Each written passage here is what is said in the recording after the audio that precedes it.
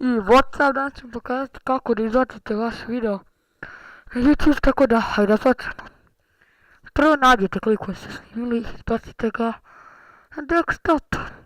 Mislim, ne mora baš svako, ali ja ću pokazati najlakši način.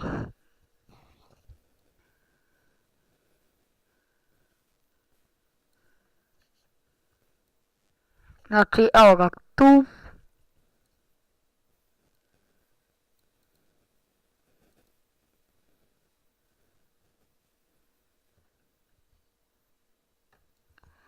Onda imate ovdje ovo stisnete. Samo kliknite na to. Napravi video ili post. Ne post kao post, već post da postavite. Onda imate ovako i stisnut ćete otpremi video.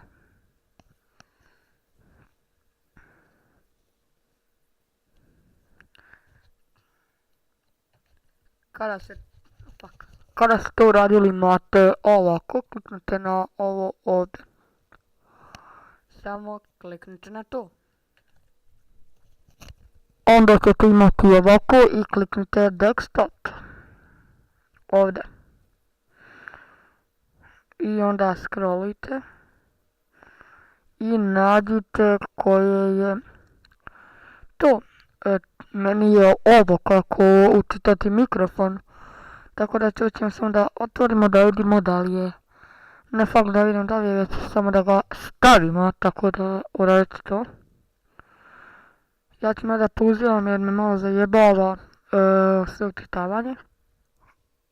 Ako ste snimali preko bandike, napisat će vam ovako, ali ovo je naslov samo. Obrišete ovako, bram. Kada ste obrisali naslov, samo nekada ste obrisali to bandik, samo kucite naslov koji želite.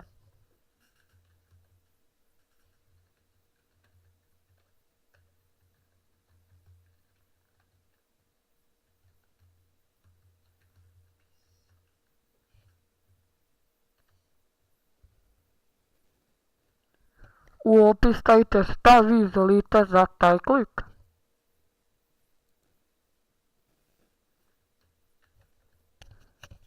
I to je bilo to.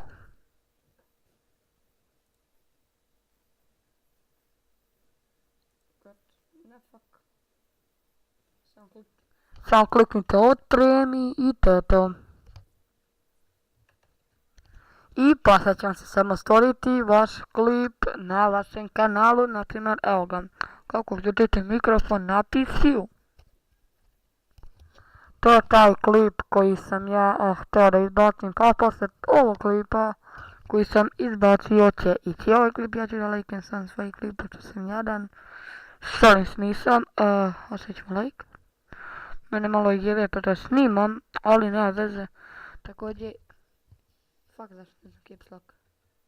Kazati kako. Također i osjećam lajk na ovaj klip i to je to. Bye!